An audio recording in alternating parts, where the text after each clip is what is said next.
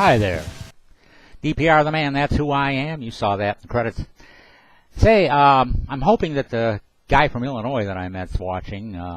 At some point in time, I'd like to hear from him, if I haven't already. As I said in my preview, if you listened to my preview, and if you didn't, I'll tell you what I said in my preview. What I said in my preview was that I purposely stayed pretty much out of touch all summer because I had other things to do. And it's important to me to spend time doing those when the time is right.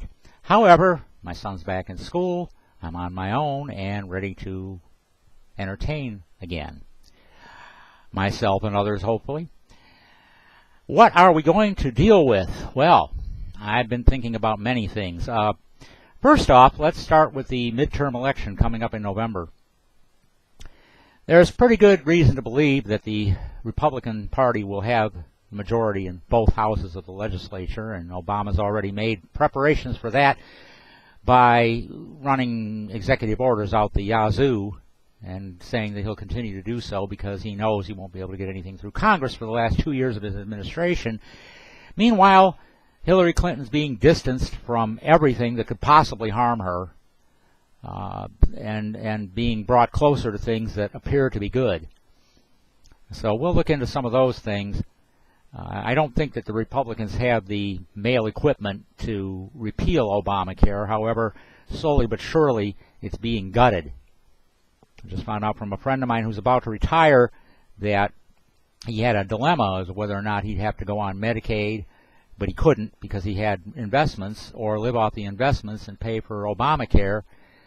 And it turns out that the amount of premium he'd have to pay would exceed the penalty, therefore he's exempted from having to have health care. Interesting how that goes. There's so many exemptions now that it appears that no one really needs to pay much attention to it. However, what it has done is raise the insurance premiums so high, so quickly. It's just unbelievable. And just for example now, when I remember complaining about spending $350 to $380 a month for health care not that long ago, it's now to over $600 a month, with a $5,000 deductible collectible before they pay any of the bills. That's a change as well. So I've just covered two topics, the midterm elections and Obamacare and where it's going. Ferguson, Missouri. Lots of concerns there. How do they equip the police? Why did the police get military weaponry? Why was there a no-fly zone? What didn't they want us to see? ISIS, okay. Today's September 10. Tomorrow is September 11. Just to get on a sidetrack real quick, we mustn't ever forget what September 11 means in terms of the history of this country. Don't play it down just because we're not allowed to knock Muslims. Okay? Muslims didn't do it. Muslim extremists did it. Lots of Muslims are Americans. Lots of Muslims, no doubt many, died. And lots of them were outraged and willing to fight to regain the country's composure. So let's not talk about Muslims. Let's talk about extremists. Let's talk about a religious war to which there is no solution. There is no diplomatic solution to a religious war. ISIS is the new kid on the block, if you will. Al-Qaeda is not dead, never was. probably stronger now than it was before. It's the seven-headed hydra, you know. Every time you cut off a head, it grows a new one. What made anyone think it would be any different? What happened with organized crime in this country? Did the government learn nothing from our own history? Okay, these are the kinds of things that I've been catching during the summer and wishing to talk about later, which is pretty much now and in the future for this show for the rest of the season, if you will. So again, Ferguson, Missouri, talking about another aspect of Ferguson, Missouri, the poverty level therein. I just have to tell this story real quick. The family and the family went to Chicago, Rosemont in Illinois in particular, to meet John Cena. And on the way back, we decided to stop and view the home, the birthplace of Michael Jackson in Gary, Indiana. So we promptly followed the TomTom to the proper exit, Indiana Route 53, or was it US 53? Anyway, the main street of Gary, Indiana. We go right through the middle of town. I don't know how to describe it. You'd have to do it to believe it. Drive there for fun, okay? Gary, Indiana, once a burgeoning, booming steel industry city outside of Chicago, may as well be part of Chicago for that reason. Desolate. That's the only word I can think of right off the top of my head. City Hall and the courthouse were the only two buildings in any reasonable condition. Buildings were being torn down right behind City Hall. Virtually every business was boarded up. I mean, for people who live in Lorain and happen to listen to this, it made downtown Lorain look like Hollywood Boulevard, okay? Downtown Lorain is not that big of a deal as far as that goes, but there are businesses, and they do survive to this day, despite the economic depression in this area. You haven't seen anything yet. Gary, Indiana is desolate. It's desolate. It's desolate. That's the only word I can think of, with a capital D. So as we're driving down desolate Main Street, we finally find the side street that takes us over to the road and the corner upon which rests the home of the Jackson family, the former home it is. Now, little tiny boxes made of ticky-tacky, and they all look just the same, for those of you who remember the 60s. But this house and the one next to it obviously was bought too, had a major wrought iron-looking fence around it, beautifully landscaped, flowers, memorials, plaques, all sorts of things to let you know that where you were. This one little beautiful corner. Every other home on the street had damage, boarded up windows in some cases, messed up yards, you name it. Desolate. No driveways between the homes. The cars were parked out on a very high curb. And many, many cars were parked on those curbs, which indicates that many, many people were not at work. They were at home, which is one of the reasons why it's desolate. So, nobody talks about that. Nobody brings that up. You don't hear about Gary, Indiana in the news. It just kind of withered away, along with Warren, Ohio, Niles, Ohio, Sharon, PA, many of the Rust Belt towns and cities that were once booming steel towns. No doubt coal mining centers are going the same route at this point, due to our wonderful president and his wonderful agenda with so-called global warming. But Gary, Indiana brought something out. Yeah, it was neat to go and photograph the home and all that stuff, and my wife was excited. She was a big fan. It was her generation and all that. And for that reason, we went. But what we didn't understand, what we didn't expect, I should say, is that we would see what we saw, and the impression that it made upon me was unexpected, and I just had to communicate it because of Ferguson, Missouri, and all the talk about the poverty and the inequality of income and all that sort of thing. Income inequality, that's another subject. Another subject. Have to talk about income inequality.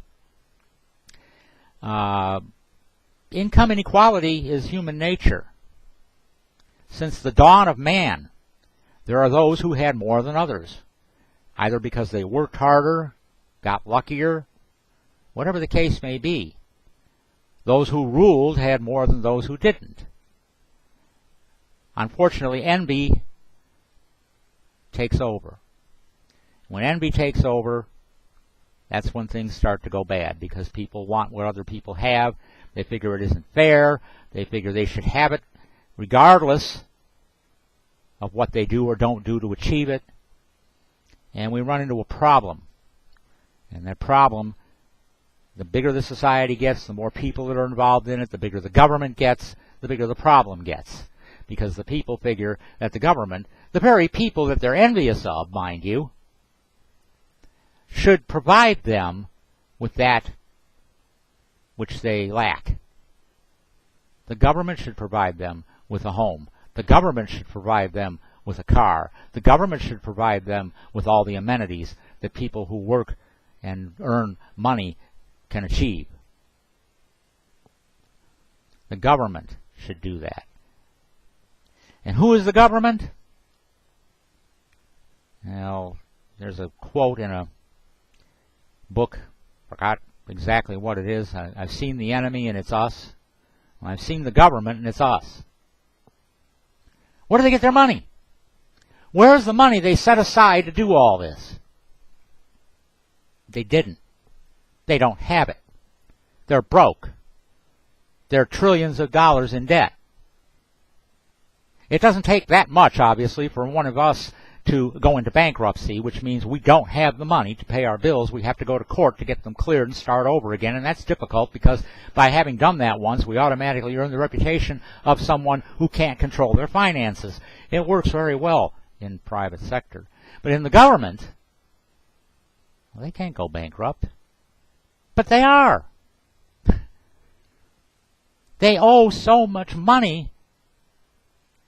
Where is the money that they're using to pay for the phones and the welfare and the food stamps and even I dare say the Veterans Administration and all those other agencies?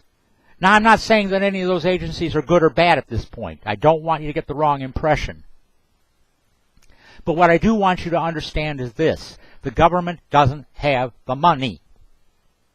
We have the money because we go out and work and we pay taxes.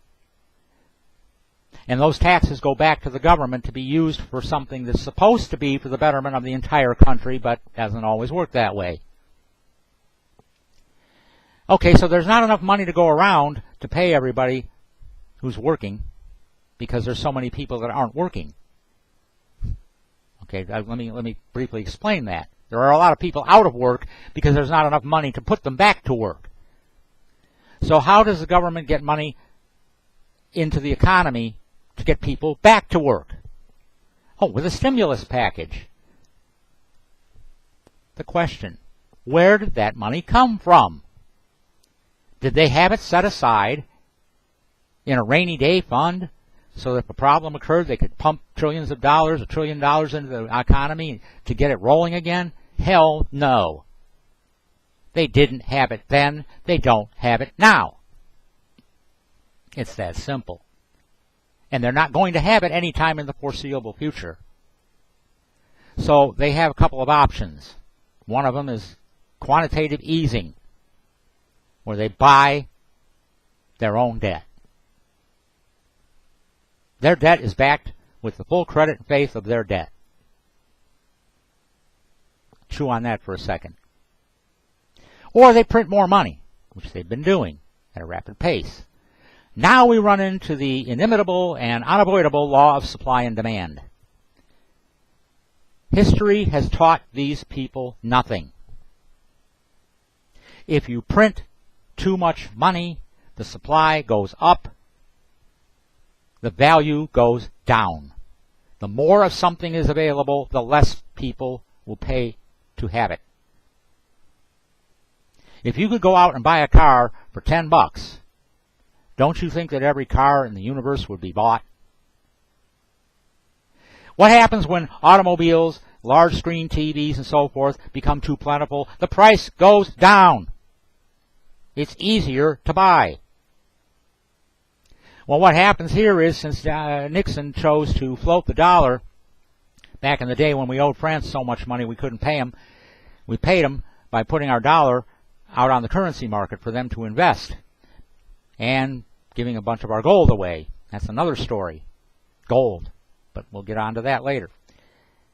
Well, okay, so what happened after that? Well, the dollar is a promise to pay a dollar.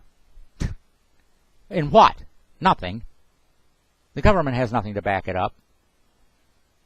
The government has nothing to back it up. The money is nothing more than an investment that goes up and down like every other investment. It can raise, you may show a profit, you may show a loss.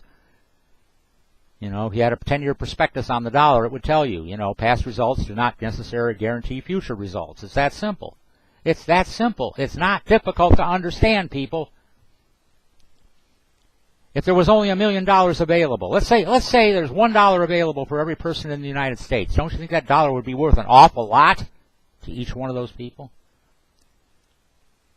But if there's $1 million available for everybody in the country, then people who sell us merchandise, people who manufacture our goods, could conceivably charge a heck of a lot more for it because we have a heck of a lot more to spend.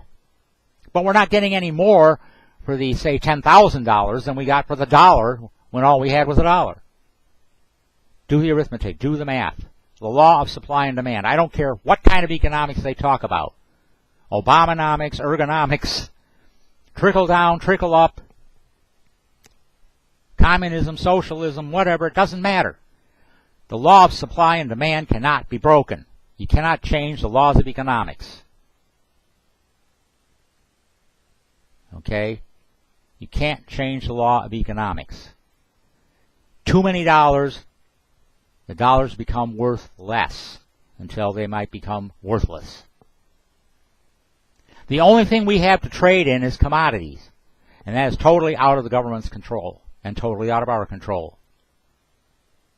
So that brings me to the next subject that I'll be talking about as the season wears on, gold. Buy gold. Bolster your retirement with gold. Get a gold IRA. Own gold. It's the only hedge against inflation. I've talked about this before, and I'm going to talk about it again and again and again because I don't want especially younger people to think that there's something in this for you. There isn't. There never will be.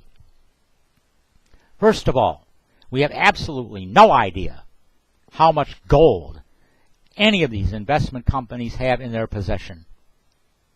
We don't own the gold. We own the right to a share of the gold, wherever it may be.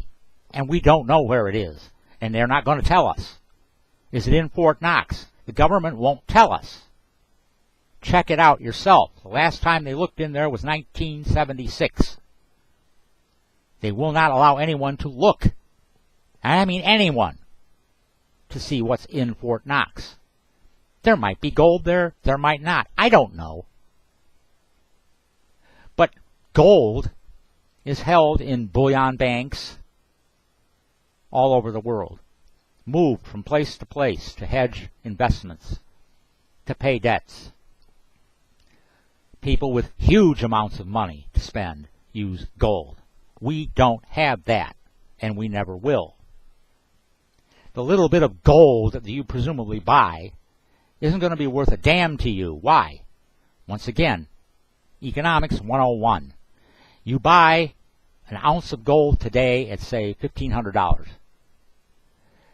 It goes up in a couple of years to $1,600. What good is it to you? You can't spend it, but you need the money. So you sell that ounce for $1,600. I made $100. No, you didn't. Because everything that you have to buy with it has gone up in that couple of years. So, and there's no guarantee that the gold is going to go up because the people who hold the gold, who actually have the physical gold, can at any time decide what they want to do with their gold in order to raise or lower the price to meet whatever economic needs they perceive themselves to have. And each country or bullion bank or whatever that's holding it is going to do what's best for them. It wasn't long ago that a bunch of people were investigated and arrested and banned and all that sort of thing for artificially raising the gold price way up, then dropping it like a rock, buying all the gold, and raising it up again. Gee, what a revelation. I mean, even I could have thought of that. That's illegal, but it doesn't matter. It's already been done. At the cost of billions upon billions of dollars, no doubt, to many of the world's economies. So buy gold? No, don't buy gold. You're buying a piece of paper that says you bought gold. You couldn't buy enough gold to retire on. I mean, not unless you start at the day you begin working and pile away virtually everything you make and buy gold, physical gold. Can you own it in this country? Technically, no. It's illegal as of 1933. Franklin Delano Roosevelt. Now, you can own gold in jewelry. You can own gold in coin collections and that. But to acquire enough gold to really make a difference in your life, you'd probably be breaking the law. So you better not get caught. Because the government wants your gold to put in Fort Knox or wherever the hell they have it. So going back to the original premise here, paper money is just that. It's defined as a medium of exchange. Well, that's all it is. If you decide that what you're doing or selling is worth $1, and I'm willing to pay $1 for it, then it's worth $1. But if tomorrow you decide that what you're doing or selling is worth $1.50, well, I better come up with $1.50 if I want it. And so on, and so on, and so on. Okay? So there's my kind of, I guess call it preview of previews, a preview of what we're going to talk about during the season, what I'm going to investigate, what I've been looking at, what worries me, where the conspiracies are. And believe me, I'm becoming more and more of a believer in some of the conspiracy theories. Not the crazy, weirdo, wacko ones. But there's an awful lot of evidence that some of these people can't be too far off base. We'll get into that as the season continues.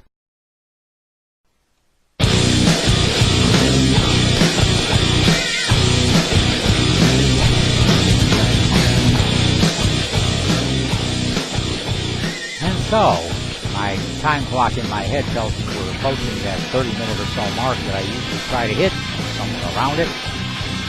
Once again, reminding you that I am DPR the Man, and this is Here's the Thing. You can contact Here's the Thing at hdt2010@roadrunner.com. That's the email address. You can view the show on YouTube or Google Plus using the search term Here's the Thing. Capitalized or otherwise, it don't matter. You can also check out the website where you can hear a strictly audio version of the show. So there are many ways to view or listen to the show. I hope that you do. I hope that the feedback you give me is important.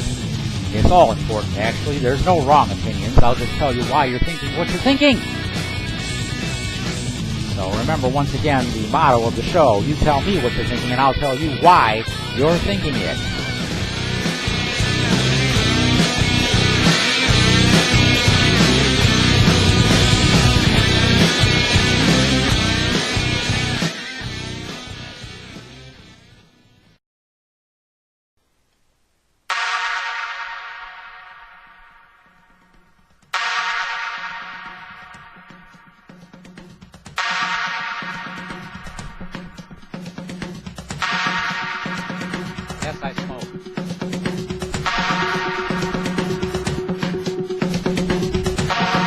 Thank you for viewing or listening to this edition of Here's the Thing.